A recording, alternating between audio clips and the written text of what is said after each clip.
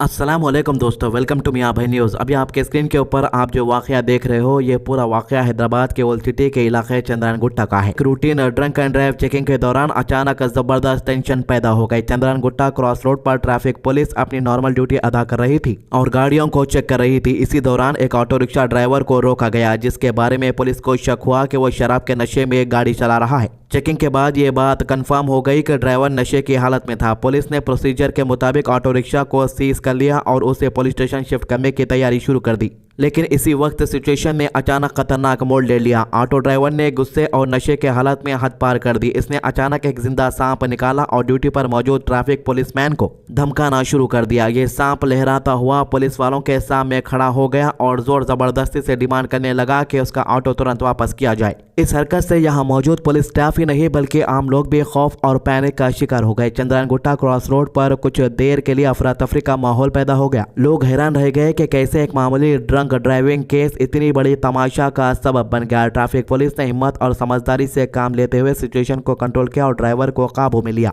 Police ने बाद में इस शख्स की पहचान सैयद इरफान के नाम से की, जो सैयद हुसैनी का बेटा है। उम्र 23 साल बताई जा रही है। ये पेशे से ऑटो ड्राइवर है और पहाड़ी शरीफ इलाके का रहने वाला है। पुलिस के मुताबिक ये वाकया 3 जनवरी 2026 को रात तकरीबन 9:30 बजे MBNR X रोड पर पेश आया, जब traffic police regular drunk and drive checking कर रही थी। पुलिस का कहना है कि अक्यूज्ड ने सिर्फ पब्लिक न्यूसेंस पैदा नहीं किया बल्कि पुलिस ऑफिशियल्स को अपनी ड्यूटी अदा करने से भी रोका। सांप दिखाकर धमकी देना एक सीरियस जुर्म है, जिससे पुलिस वालों और वहां मौजूद लोगों की जान को खतरा पैदा हो सकता था। इस हरकत की वजह से मौके पर डर और खौफ का माहौल बन गया था। बाद में सैयद इरफान ने अपनी गलती तस्लीम करते हुए पुलिस से माफ़ी भी मांगी और अपने रवैये पर अफसोस जाहिर किया। लेकिन पुलिस ने कहा कि मामला सिर्फ सीरियस था, इसलिए सिर्फ माफी काफी नहीं थी। कानून के मुताबिक एक्शन लेना जरूरी समझा गया। इसी बुनियाद पर चंद्रायन गुट्टा पुलिस स्टेशन में अक्यूज्ड के खिलाफ रिलेवेंट सेक्शन के तहत केस रजिस्टर कर लिया गया है। पुलिस ने यह भी वाजे किया है कि कानून हाथ में लेना, नशे की हालत में गाड़ी चलाना और पुलिस को धमकियां किसी भी सूरत में बर्दाश्त नहीं की जाएगी। यह वाकया लोगों के लिए एक सबक है कि शराब पीकर ड्राइविंग करना सिर्फ अपनी ही नहीं बल्कि दूसरों की जिंदगी के लिए भी खतरा होता है और कानून से बचने के लिए ऐसी हरकतें करना जुर्म को और भी संगीन बना देता है। दोस्तों, बड़े अफसोस के साथ ये बात कहना पड़ रहा है कि हैदराबाद के अंदर कुछ ऑटो वाले तकरीबन नशे में रहते हैं। अब जिनको ये नशे की आदत लग जाती है, कुछ ऑटो वाले वो हमेशा सुबह हो या शाम हो नशे की हालत में यहाँ वहाँ घूमते फिरते रहते हैं। जाहिर है कि ये नाम के मुसलमान हैं। बस इनको यही सोचता है कि हमें सुबह से शाम तक कमाना है और पी के घर जाना है और सो जाना है। बस यही इनकी जिंदगी रह रही है। సయ్యద్ ఇర్ఫాన్ సార్. మీ నాన్న పేరు? సయ్యద్ హుసేన్. ఎంత వయసు నీది? 23. ఏం పని చేస్తావు నువ్వు? నేను కుకింగ్ మాస్టర్ పని చేస్తా సార్. ఎక్కడుంటావు నువ్వు? పాడి షరీఫ్ చార్మినార్ మజీద్. ఏం జరిగింది నిన్న?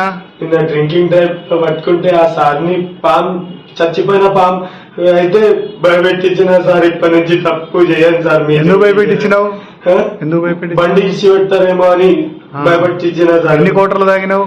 ఒక కోటర్ ఆడనే తాగినా, नीले बस कुछ गिने चुने लोग हैं ऑटो वाले जो नशे के काम करते हैं, लेकिन ज़्यादातर ऑटो वाले हैदराबाद के ख़ास तौर से नमाज भी पढ़ते हैं 5 टाइम की, अपना घर भी चलाते हैं, अपना कारोबार भी चलाते हैं, यहाँ तक कि अपने बच्चों को बड़े बड़े स्कूल में डालकर पढ़ाते भी हैं। आज के दौर में दोस्ती और मोहब्बत के नाम पे होने वाला धोखा बहुत तेज़ हो चुके हैं। जब कोई तुमसे उम्र में काफ़ी छोटी लड़की अचानक प्यार बड़ी बातें करने लगे, तारीफों के पुल बांध दे और भरोसा जीतने लगे, तो समझ लेना कि सिर्फ दिल से नहीं दिमाग से भी काम लेने का वक्त आ गया है। इसी तरह का एक मामला आया है राजस्थान का, जहां पर प्रियंका नाम की एक लड़की का जिक्र हुआ। बताया जा रहा है कि ये लड़की कोलकाता की रहने वाली थी और पहले बलोत्रा के स्पा सेंटर में काम करती थी। यहीं से इसने लोगों से पहचान बनाना शुरू किया। धीरे धीरे बातों का सिलसिला आगे बढ़ा, भरोसे का रंग चढ़ा और फिर एक वकील के साथ करीबी रिश्ता बन गया। बातें रोज होने लगी, मुलाकातें बढ़ने लगी और जज्बात के कदर उलझ गए कि होश का दामन छूटने लगा।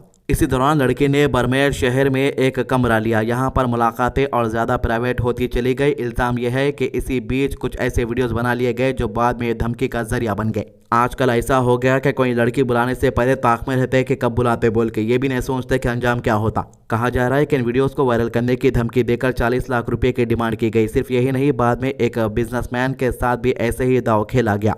बिजनेसमैन को रूम पे बुलाया गया, जहां पहले से लगाए गए स्पाई कैमरा के जरिए रिकॉर्डिंग की गई वीडियोस की। शुरू में बिजनेसमैन ने 50,000 रुपये देकर मामला रफा दफा करना चाहा, लेकिन जब डिमांड कम होने के बजाय बढ़ती गई तो मजबूरन पुलिस का दरवाज़ा खटखटाया गया।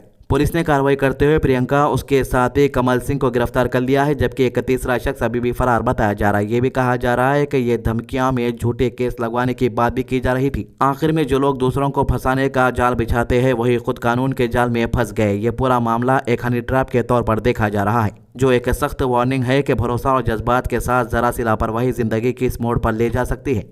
तो दोस्तों, इनका वीडियो तो आप देखे होंगे, इनके वीडियो को पुराने बताने की ज़रूरत नहीं है, इसलिए हमने पहले भी नहीं बताया, लेकिन ये क्या मामला है आप तक डिटेल्स पहुंचाना ज़रूरी समझा हमने, इसलिए इस डिटेल्स की सारी इन्फॉर्मेशन इस वीडियो के अंदर हम दे रहे हैं। इस मामले को लेकर चादरघाट पुलिस ने एक तेज़ी से की गई कार्रवाई में उस वाक़े में शामिल तमाम मुलजिमों को गिरफ्तार कर लिया है जो क्रिमिनल इंटिमिडेशन और अटेम्प्टेड एक्सटॉर्शन से मुतालिक था। ये वाक़या चादरघाट के आजमपुरा इलाके में एक मोबाइल शॉप पर पेश आया, जिसका वीडियो सोशल मीडिया पर इतना ज़्यादा वायरल हो गया कि हर कोई शख्स को चेहरे से ही पहचान रहे डॉन। पुलिस की प्रेस नोट के मुताबिक ये वाकया 31 दिसंबर 2025 को शाम के तकरीबन 6 बजे हुआ। मुलजिमान एक ही नीयत और मिलकर मोबाइल शॉप पर आए थे कि डैमेज मोबाइल फोन के डिस्प्ले की फ्री रिपेयर का मुतालबा करने लगे। ये लोगों ने पुलिस को ये बात बताई, लेकिन कुछ लोगों का कहना है कि टेम्पर ग्लास फ्री में डालो बोल के बहस हुई। जब शॉप के मालिक ने बिना पैसे रिपेयर करने से इनकार कर दिया तो मुलजिमान ने शॉप के मालिक और स्टाफ को धमकियां देना शुरू कर दी और संगीन अंजाम की वार्निंग दी। मुलजिमान ने जज्बाती और दबाव के जरिए फ्री सर्विस हासिल करने की कोशिश की, जो कि कानूनन जुर्म है। इस वाक़े का एक वीडियो किसी ने रिकॉर्ड करके सोशल मीडिया पर डाल दिया। बताया जा रहा है कि मोबाइल शॉप वालों ने ही रिकॉर्ड किया, जो चंद ही घंटों में वायरल हो गया। वीडियो के साथ शॉप के मालिक की जानिब से दी गई कंप्लेंट की बुनियाद पर चादरघाट पुलिस ने भारतीय न्याय संहिता के मुतालिका दफात के तहत केस दर्ज कर लिया है। केस दर्ज होने के बाद पुलिस ने फौरन तहकीकात शुरू की और सबूत इकट्ठा किए। वीडियो फुटेज और टेक्निकल एविडेंस की मदद से पुलिस ने पहले कुछ मुलजिमान को गिरफ्तार किया और बाकी मुलजिमान को बाद में ट्रेस करके काबू में लिया गया।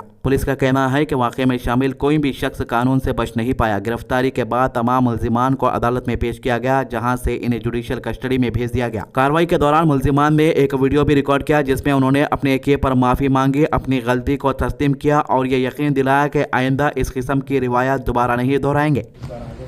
मैं मोहम्मद सलमान, जो 31 दिसंबर के दिन इवनिंग में मुस्लिम दवाखाने का जो हंगामा करा रॉडी शूटर बोलते साहब, मैं रॉडी शूटर नहीं हूँ, मैं एक आम आदमी हूँ, मेरे से गलती हो गई साहब, माफ़ी चाहता हूँ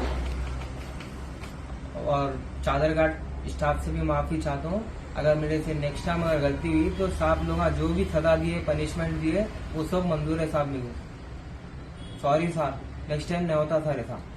पुलिस अफसरान ने इस मौके पर सख्त पैगाम देते हुए कहा कि तिजारत पेश लोगों, शॉप ओनर्स और बिजनेस करने वालों को धमकियां या उन पर दबाव बनाना बिल्कुल बर्दाश्त नहीं किया जाएगा। कानून हाथ में लेने वालों के खिलाफ सख्त से सख्त कार्रवाई की जाएगी। पुलिस ने यह भी कहा है कि शहर में अमन और अमान बरकरार रखना उनकी जिम्मेदारी है और जो भी शख्स गुंडागर्दी, धमकियां या गैर कानूनी हरकतों में मुलविस पाया गया उसके खिलाफ बगैर किसी रियायत के एक्शन लिया जाएगा। तो ये 3 मामलों के अभी तक के अपडेट। हमारे चैनल को सब्सक्राइब कीजिए, वीडियो शेयर कीजिए। अल्लाह हाफिज।